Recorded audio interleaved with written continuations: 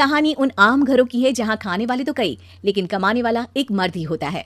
बावजूद इसके उससे उम्मीदें कम नहीं होती। देखिए जी, सामने वाले वर्मा जी कैसी अच्छी तरह से सफाई करते हैं छुट्टी वाले दिन अपने घर की, और एक आप हैं। अरे यार, उनके पास कार है, ऑफिस पास में है और हफ्ते में 2 दिन की छुट्टी होती है, तो फर्क तो पड़ता है ना। मेरी तो शादी ही गलत हो गई। अरे कोई मस्त लड़का मिलता, कमाता भी, घुमाता भी, घर के कामों में भी मदद करता, लेकिन नहीं जी, हमारे वाले को तो कमाने से फुर्सत ही नहीं, और कमाई भी ऐसी कि कोई जरूरत पूरी ही नहीं हो रही है। सुनील बेचारा शीना को देखकर सोचता है कि शीना सही कह रही है। देखने में सुंदर है, घर का सारा काम कर लेती है, उसे तो कोई भी अच्छा लड़का मिल सकता था। क्या सोच रहे हैं? भागने का इरादा तो नहीं है? अरे नहीं मेरी प्यारी बीवी, मैं तो नहीं, पर डर है कि तुम नहीं कहीं भाग जाओ मुझे छोड़कर। शीला सुनील के मुंह से प्यार भरी बात सुनकर मुस्कुराती है। आप भी ना। सुनील एक दिन ऑफिस से घर आता है कि तभी शीना कहती है, सुनिए जी, वो मेरी सहेली आई थी, सारा दिन वो लोग यहीं थे, अब जा रही थी तो मैंने कहा नहीं नहीं, मेरे पति छोड़ आएंगे ना तुम्हें, तो रोक लिया मैंने।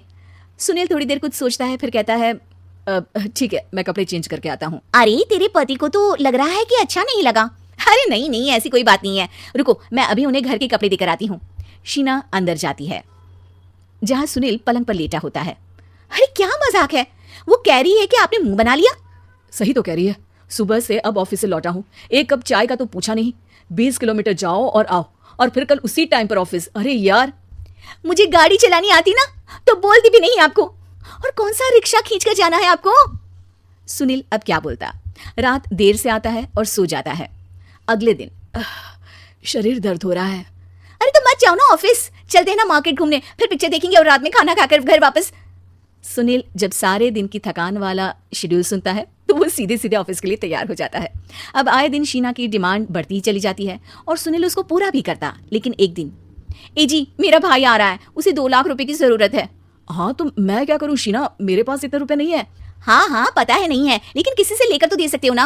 अरे मैं किससे मांगू, मेरे तो जानने में भी कोई नहीं है जिसके पास इतनी बड़ी रकम हो। तभी वहां शीना का भाई शीनू आ जाता है। जीजा जी कैसे हैं आप? अब मैं ठीक हूँ शीनू, अचानक इतनी बड़ी रकम की जरूरत कैसे पड़ गई? अरे जीजा जी, वो बिजनेस शुरू किया ना, तो उसके लिए पैसे की जरूरत है। काफी हो चुका है, थोड़ा पैसा बचता है तो मैंने सोचा आपसे ले लूं। अब देखो, मेरे ऑफिस में कुछ लोग हैं जिनकी सेविंग अच्छी है, मैं उन लोगों से बात करके देखता हूँ। सुनील ऑफिस से किसी से पैसे लेकर शीना को दे देता है। शीना वो पैसा भाई को दे देती है। 2 महीने बाद, अरे यार शीना, वो ऑफिस वाला आदमी अपने पैसे मांग रहा है, कैसे दूं? अपने भाई से बोलो ना पैसे दे दे। अरे हाँ हाँ दे देगा, कहाँ भागा जा रहा है, आप उनको बोल दो कि दे देंगे। थोड़े दिन बाद, शीना, वो आदमी मुझसे आज भी पैसे मांग रहा था यार, मैं तंग आ गया हूँ। ऑफिस जाते ही सामने उसका चेहरा दिखता है, क्या बोलूं, बार बार पैसे मांगता है।